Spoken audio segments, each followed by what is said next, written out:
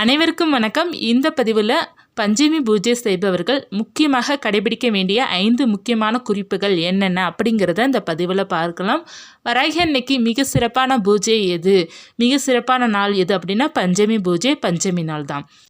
அப்படிப்பட்ட சிறப்பான நாளை நம்ம பூஜை செய்வதற்கு முன்னால் நம் கடைபிடிக்க வேண்டிய முக்கியமான குறிப்புகள் என்ன அப்படின்னா, முதல்ல வராகி அன்னைக்கு பூஜை செய்பவர்கள் வராகி அன்னை படம் இருந்தாலும் சரி, சிலை இருந்தாலும் சரி, இல்லை ரெண்டுமே இல்லை நான் விளக்கு வைத்து தான் வழிபாடு செய்ய போகிறேன் அப்படி இருப்பவர்களும் இதை நீங்கள் கட்டாயமாக கடைபிடிக்க வேண்டும். என்ன கடைபிடிக்க வேண்டும் அப்படின்னா, முதல்ல அந்த பஞ்சமி பூஜை பண்ணும்போது பூஜை அறை ரொம்ப மங்களகரமாக இருக்கணும், சுத்தமாக இருக்கணும். பூஜை அறை மட்டும் இல்லை, அந்த நாள் வீடே ரொம்ப சுத்தமாக இருப்பதே ரொம்ப நல்லது. பஞ்சமி நாள் அசைவம் சாப்பிடாமல் இருக்கணும்.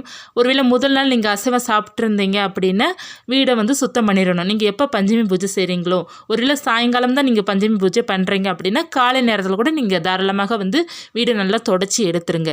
நீங்கள் வராகி அன்னைக்கு பூஜை பண்ணுறீங்க அப்படின்னா வீடு ரொம்ப சுத்தமாக இருக்கணும். நீங்களும் தலைக்கு குளிச்சிருப்பது ரொம்ப நல்லா இருக்கும். ரொம்ப முக்கியம், பூஜை அறையில் எந்த காய்ந்த பூவுமே அந்த நாள் இருக்க விடாமல் பார்த்துக்கோங்க. பூஜை அறைக்கு நம்ம பூக்கள் வைப்போம் பார்த்தீங்களா, அது காய்ந்து இருந்துச்சு அப்படின்னா எல்லாத்தையும் அப்புறப்படுத்திடுங்க, எடுத்து சுத்தம் பண்ணி வச்சுக்கோங்க. இது நமக்கு முக்கியமான பாயிண்ட். இந்த பாயிண்ட்டை நம்ம கடைபிடிக்கணும். அடுத்து நிலைவாசலை சுத்தம் பண்ணுவது ரொம்ப சிறப்பு. அங்கே ஒரு விளக்கேற்றி வைப்பது ரொம்ப நல்லது. பஞ்சமி தினத்தன்றோ மற்ற நாட்கள் நீங்கள் வெள்ளிக்கிழமை இந்த மாதிரி நாட்கள் வந்தாலும், ஒரு விசேஷமான நாட்கள் வந்தாலும் நிலைவாசலில் ஒரு அகல் விளக்கு ஏற்றி வைப்பது குலதெய்வத்தோட ஆசை உங்களுக்கு பரிபூர்ணமாக இருக்கும். இது நீங்கள் கடைபிடிக்க வேண்டும். நிலைவாசலில் மஞ்சள் குங்குமம் போட்டு வைப்பது ரொம்ப சிறப்பாக இருக்கும். அதற்கப்புறம் நீங்கள் பூஜை அறையிலையும் சின்னதாக ஒரு கோலம் போட்டாலும் போதும். கோலம், அரிசி மாவு கோலம், அல்லது நீங்கள் கோலம் மாவுலே கோலம் போடுறீங்கனாலும் ஓகே தான். அந்த வீட்டில் நமக்கு மங்களகரமாக இருக்கணும், அது ரொம்ப முக்கியம். நீங்கள் கோலம் போட்டு கொஞ்சம் முடிந்தால் கலர் கொடுங்க, அப்படி இல்லைன்னா ஒன்றும் பிரச்சனை இல்லை. நீங்கள் காவி பண்ணுவது ரொம்ப நல்லது. நிலைவாசலில் நம்ம வாசல்லாம் கோலம் போடுறோம் அப்படின்னா காவி கொடுப்பது நமக்கு ரொம்ப நல்லது. காவி கிடைக்காதவங்க கோலம் மட்டும் போட்டுக்கோங்க. போட்டுட்டு நீங்கள் விளக்கு சுத்தம் பண்ணி வச்சுக்கோங்க. இப்போ பஞ்சமி பூஜை செய்கிற அன்னைக்கு முதல் நாளே நீங்கள் விளக்க சுத்தம் பண்ணிக்கிடலாம், அப்படி இல்லைனா காலையில் கூட நீங்கள் சுத்தம் பண்ணிக்கிடலாம். சுத்தம் பண்ணிவிட்டு அந்த நாள் பஞ்சமி பூஜை அன்று அந்த விளக்குக்கு மஞ்சள் குங்குமம் வைங்க. அது எந்த விளக்காக இருந்தாலும் சரி, அகல் விளக்காக இருந்தாலும் சரி, பித்தளை விளக்காக இருந்தாலும் சரி, குத்து விளக்காக இருந்தாலும் சரி, நீங்கள் எந்த விளக்கு பஞ்சமி பூஜை செய்ய போகிறீங்களோ அந்த விளக்கு நல்லா சுத்தமாக வைத்து மஞ்சள் குங்குமம் பொட்டு வைத்து அலங்காரம் செய்துக்கோங்க. அந்த நாளன்று வராகி அன்னை படமோ சிலையோ இருக்குன்னா படத்திற்கு நல்லா சுத்தம் பண்ணிவிட்டு மஞ்சள் குங்குமம், சந்தனம், பிறகு ஜவ்வாது பொடி, பச்சை கற்பூரம், பன்னீர் எல்லாம் கலந்து அதை ஒரு பேஸ்ட் மாதிரி ரெடி பண்ணி அதை நீங்கள் மஞ்சள் குங்குமம் போட்டு வைப்பது இன்னமும் நல்லா கமகமன்னு மணக்கும், ரொம்ப வாசமாக இருக்கும். சிலை இருக்குன்னு நீங்கள் அபிஷேகம் பண்ணிக்கலாம். ஒரு குறைஞ்சபட்சம் ஒரு 5 அபிஷேகம் நீங்கள் பண்ணிக்கலாம். பால், தயிர், குங்குமம், தேன், இந்த மாதிரி ஒரு குறைஞ்சபட்சம் ஒரு 5 அபிஷேகம் நீங்கள் பண்ணிக்கிடலாம். அதற்கு மேலேயும் பண்ணலாம். உங்களால் முடிந்த அளவுக்கு அபிஷேகம் பண்ணி நீங்கள் வழிபாடு செய்யணும். படம் இருந்தாலும் படத்தை நல்லா சுத்தம் பண்ணிவிட்டு மஞ்சள் குங்குமம் வைக்கணும். விளக்கு இருந்தாலும் விளக்கையும் சுத்தம் பண்ணிவிட்டு மஞ்சள் குங்குமம் வைக்கணும். நீங்கள் ரெகுலராக வராகி அன்னை வழிபாடு செஞ்சாலும் சரி, இல்லை மாதம் ஒரு முறை அல்லது 2 முறை மட்டும் தான் நான் வராகி அன்னை வழிபாடு செய்கிறேன் அப்படி இருந்தாலும் சரி, இதை நீங்கள் கடைப்பிடித்தே ஆக வேண்டும். அப்படின்னா மட்டுமே உங்களுடைய பூஜையை ஒரு நல்ல ஒரு திருப்தி கொடுக்கும். நிச்சயமாக நான் சொல்கிறேன். எப்போவுமே பார்த்திங்கன்னா ஒரு பூஜைக்கு நல்லா நம்ம சுத்தமாக வீட்டை வைத்து நம்ம பூஜை பண்ணும்போது தான் முழு திருப்தி எல்லாருக்குமே கொடுக்கும். இது ஒருவேளை உங்களால் முடியல, கை குழந்தைய வச்சுருக்கிறீங்க அப்படின்னா உங்களால் முடிந்த அளவுக்கு மட்டும் என்ன செய்ய முடியுமோ அதை மட்டும் நீங்கள் செய்துக்கோங்க. எல்லாமே கட்டாயம் கிடையாது. இந்த மாதிரி செய்தால் சிறப்பாக இருக்கும் அப்படிங்கிறத தான் நான் சொல்ல வரேனே தவிர கட்டாயம் கிடையாது. அதற்கப்புறம் விளக்கில் சுத்தம் பண்ணிவிட்டு நீங்கள் பூ செவ்வரளி போடுவது ரொம்ப விசேஷம்.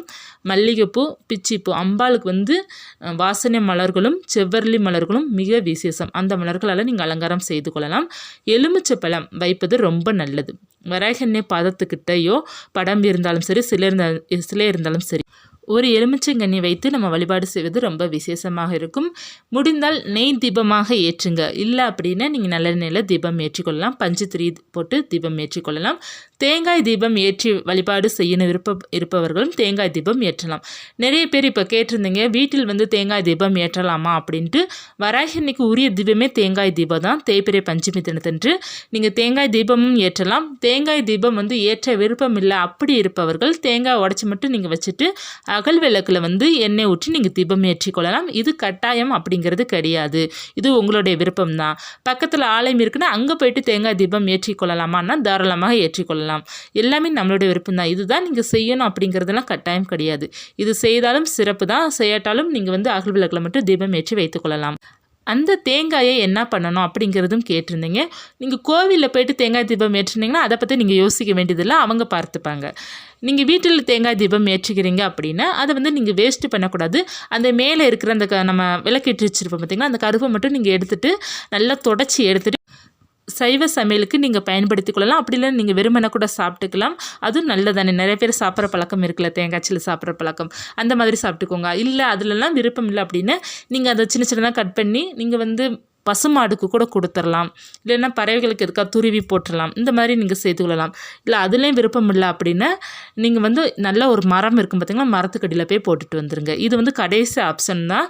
நம்ம வந்து வராகி எண்ணெய் தேங்காயை தாராளமாக நம்ம பயன்படுத்தி சாப்பிட்டுக்கலாம். அப்படி இல்லை அப்படின்னா நீங்கள் சேர்த்து வச்சு தேங்காய் எண்ணெயாக எடுப்பாங்க இல்லையா, அந்த மாதிரி கூட நீங்கள் பயன்படுத்தி கொள்ளலாம். நெய்வேத்தியமாக சர்க்கரை வள்ளிக்கிழங்கு, உருளைக்கிழங்கு, கிழங்கு வகைகள், பழங்கள் இதெல்லாம் வராகி அன்னைக்கு வைத்து நம்ம வழிபாடு செய்வது ரொம்ப விசேஷமாக இருக்கும். நம்ம வந்து தேன் கலந்து வைப்பது கூடுதல் விசேஷம். வராகி அன்னைக்கு உரியது ரொம்ப பிடித்தது தேன் அப்படிங்கிறதும் இருக்குது. சர்க்கரை வள்ளிக்கிழங்கு, தேன், மாதுளம்பழம் இதிலெல்லாம் தேன் கலந்து வைக்கலாம். அப்புறம் வந்து மொச்சப்பயிர் இருக்குது பார்த்திங்களா, மொச்சப்பயிரை வேக வைத்தும் தேன் கலந்து வைக்கலாம். அல்லது வெறுமன தேனாவது வைத்து வழிபாடு செய்வது ரொம்ப விசேஷமாக இருக்கும். அர்ச்சனை பண்ணணும்னு நினைக்கிறவங்க வந்து குங்குமத்தால் அர்ச்சனை பண்ணணும். இந்த மாதிரி தான் நம்ம வராகி அன்னை பூஜையை வந்து வழிபாடு செய்யணும்.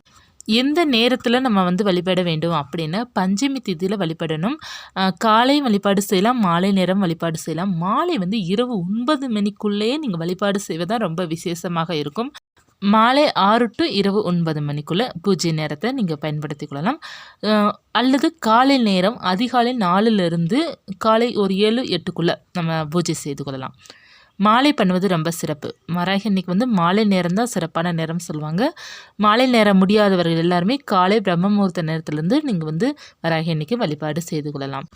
முக்கியமாக இது தெரிந்து கொள்ள வேண்டும். நீங்கள் நிறைய பேர் என்ன கேட்குறீங்க அப்படின்னா, மாதவிடாய் ஆயிடுச்சு, நான் வந்து வராகி அன்னை பூஜை பண்ணலாமான்னு கேட்குறீங்க. பொதுவாகவே மாதவிடாய் ஆயிடுச்சு அப்படின்னா 5 நாட்கள் நம்ம பூஜை பண்ண மாட்டோம். ஒருவேளை வீட்டில் பெரியவங்க சப்போர்ட் இருக்குது அப்படின்னா அவங்க வந்து பூஜை செய்துப்பாங்க, நம்ம கொஞ்சம் ஒதுங்கியிருப்போம். இந்த மாதிரி தான் நடக்கும். நம்மளே எப்படி நம்ம மாதவிடாய் இருக்கும்போது பூஜை பண்ண முடியும்? நீங்கள் பூஜை ரூமுக்குள்ளே போகாமையே வராகி அன்னை நீங்கள் மனசில் நினச்சாலே போதும், அவங்களுடைய அருள் உங்களுக்கு பரிபூர்ணமாக கிடைக்கும். ஒருவேளை உங்களுக்கு பஞ்சமி பூஜை வந்து மிஸ் பண்ணிட்டேன், எனக்கு மாதவிடாய் ஆயிடுச்சு அப்படிங்கிறது கவலைப்படுறீங்க அப்படின்னா 5 நாட்கள் முடிந்த பிறகு அப்புறமா ஒரு நாள் கூட நீங்கள் வெள்ளிக்கிழமை இந்த மாதிரி நாட்கள் அமையும் போது நீங்கள் வந்து வராகி அன்னைக்கு ஒரு பூஜை செய்து கொள்ளலாம். அது உங்களுடைய திருப்திக்காக. ஒருவேளை பஞ்சமி பூஜை என்று எனக்கு வந்து தவறிடுச்சு, என்னால் பண்ண முடியல, மாதவிடாய் ஆயிடுச்சு அப்படின்லாம் கவலைப்படணும்னு அவசியம் கிடையாது. மாதவிடாய்ங்கிறது வந்து ஒரு இயற்கை தான். நீங்கள் நிறைய பேர் கேட்குறீங்க, ஏன்னா நான் மாதத்தில் வந்து பஞ்சமி பூஜை தான் பண்ணுறேன், இந்த மாதம் வந்து இந்த மாதிரி ஆயிடுச்சு, நான் பண்ணலாமான்னு கேட்குறீங்க. பீரியட்ஸோடு நம்ம எப்படி பண்ண முடியும்? ஸோ பண்ண வேண்டாம், ஒன்றும் பிரச்சனை கிடையாது. வராகி அன்னை ஒன்றும் கோச்சிக்க மாட்டாங்க. இது வந்து இயற்கை தானே. அதனால் இது முடிந்த பிறகு அதற்கப்புறம் நீங்கள் பூஜை செய்து கொள்ளலாம். அப்படி இல்லைன்னா அடுத்த பஞ்சமி வரை நீங்கள் காத்துட்ருக்கலாம், எந்த தவறும் கிடையாது. மாதவிடாயோட 5 நாட்கள் ஆகணுங்க. ஒரு சில பேருக்கு வந்து 3 நாட்கள் தான் இருக்கும். பல பேருக்கு 5 நாட்கள் வந்து பீரியட்ஸ் இருக்கும். அதனால் நீங்கள் வந்து 5 நாட்கள் கம்பல்சரி. 5 நாட்கள் கழித்து நீங்கள் வந்து பூஜை அறைக்கு போவது ரொம்ப சிறப்பு. 3 நாட்கள் மட்டும்தான் எனக்கு போகும், 4வது நாட்கள் எனக்கு போகவே போகாது அப்படிங்கிற உங்களுக்கு கரெக்டாக அது தெரிஞ்சால் மட்டும் நீங்கள் 4வது நாட்கள் விளக்கேற்ற ஆரம்பிக்கலாம். இல்லை 3 நாட்கள் மட்டும்தான் போகும், 4வது நாட்கள் கண்ணில் காமிக்கும் அப்படின்னா கூட நீங்கள் வந்து விளக்கேற்றக்கூடாது. ஒரு 5 நாட்கள் நம்ம வந்து அந்த கேப் விடுறது தான் நல்லது. இப்போ ஒரு சிலர் வீட்டில் வந்து மாதவிடாய் ஆயிருக்கிற பெண்களால் பூஜை பண்ண முடியாது இல்லை பார்த்தீங்களா. மற்றவர்கள் இருப்பாங்க, ஹஸ்பண்டோ அல்லது குழந்தை கொஞ்சம் பெரிய குழந்தையாக இருப்பாங்க, ஒரு 10-12 வயசுக்கு மேலே இருக்கிறவங்க, ஒரு 15 வயசுக்கு மேலே இருக்கிற குழந்தைங்களா இருக்காங்க அப்படின்னா அவங்களால வந்து தீபம் ஏற்றி வைத்து பூஜை பண்ணுற அளவுக்கு ஓரளவு அவங்களுக்கு வந்து நீங்கள் ட்ரைனிங் பண்ணியிருக்கிறீங்க அப்படின்னா அவங்க தாராளமாக பூஜை செய்து கொள்ளலாம், எந்த தவறும் கிடையாது. மாதவிடாய் ஆயிடுச்சு நம்ம வந்து பூஜை பண்ணலாமா அப்படின்லாம் இல்லை. மாதவிடாய் ஆனவங்க தான் பூஜை ரூமுக்கு போகக்கூடாது, தவிர மற்றவர்கள் தாராளமாக போயிட்டு பஞ்சமி பூஜை பண்ணிக்கிடலாம். இது நிறைய பேர் கேட்டிருந்தீங்க, மற்றவர்கள் விளக்கேற்றலாமா. இப்போ பிரம்மமுகூர்த்த பூஜை கூட எனக்கு டேட் ஆகிடுச்சுன்னா மற்றவங்க தாராளமாக விளக்கேற்றலாம். நீங்கள் தான் 5 நாட்கள் போகக்கூடாது, தவிர மற்றவங்க போய் தினமும் வந்து பூஜை செய்து கொள்ளலாம், விளக்கேற்றி வைக்கலாம். எல்லாமே ஓகே தான், ஒன்றும் பிரச்சனை கிடையாது. இல்லை யாருமே இல்லை, அந்த நேரம் எல்லாம் வேலையில் இருப்பாங்க, ஹஸ்பண்ட்லாம் வர்றதுக்கு லேட் ஆகும், குழந்தைங்களாம் சின்ன குழந்தைங்க அப்படி இருப்பவர்கள் நீங்கள் வந்து அந்த நாட்கள் ஒன்றும் செய்ய வேண்டாம். மனசில் மட்டும் வராகி அன்னை நினச்சிக்கோங்க, ஒன்றும் பிரச்சனை கிடையாது. அதற்கப்புறம் நீங்கள் பூஜை செய்து கொள்ளலாம். எதுவுமே நம்ம மனசார நினச்சா கூட வராகி அன்னை உங்கள் வீட்டுக்கு வரத்தாங்க செய்வாங்க. அவங்க எப்போதுமே உங்களுடன் தான் இருப்பாங்க. பீரியட் ஆயிட்டு அப்படிங்கிறனால நினச்சி கவலைப்பட வேண்டாம். அதற்கப்புறம் முக்கியமானது ஒன்று என்ன அப்படின்னா, நெய்வேத்தியம் நீங்கள் சுவாமிக்கு படைக்கிறீங்க பார்த்தீங்களா, அது நீங்கள் தான் சாப்பிடணும் அல்லது மற்றவர்களுக்கு கொடுக்கலாம். தவறு கிடையாது. கொடுக்கக்கூடாதா அப்படிலாம் நினைக்க வேண்டாம். எல்லாருக்குமே நம்ம கொடுக்கலாம். பிரசாதமாக எல்லாருக்குமே அது கொடுக்கலாம். வராகி அன்னை வழிபாடு நம்ம செய்வதற்கு ஒரு சில பராமரிப்பு நமக்கு ரொம்ப முக்கியம். முடியும் நினைக்கிறவங்கலாம் செய்துக்கோங்க. முடியல, ஒரு சில காரணத்தால் முடியல அப்படின்னா உங்களுக்கு என்ன முடியுதோ அதே போல் வழிபாடு செய்துக்கோங்க. வராகி அன்னை உங்களுக்கு பரிபூரணமாக எப்போதுமே உங்கள் கூட தான் துணையாக இருப்பாங்க. எல்லோருமே எல்லாருக்காக பிரார்த்தனை பண்ணிக்கோங்க. எல்லாருமே எல்லாருடைய வேண்டுதல் நிச்சயமாக நிறைவேற வேண்டும் அப்படிங்கிறதுக்காக இந்த பதிவு உங்களுக்கு உபயோகமாக இருந்துச்சுன்னா லைக் பண்ணுங்கள். வராகின் பற்றிய தகவல் தெரிந்து கொள்ளணும் அப்படின்னா சேனல் சப்ஸ்கிரைப் பண்ணி வச்சுக்கோங்க. நம்ம தொடர்ந்து வராகியம்மன் பற்றிய தகவல் பார்த்து கொண்டே இருக்கலாம். நன்றி.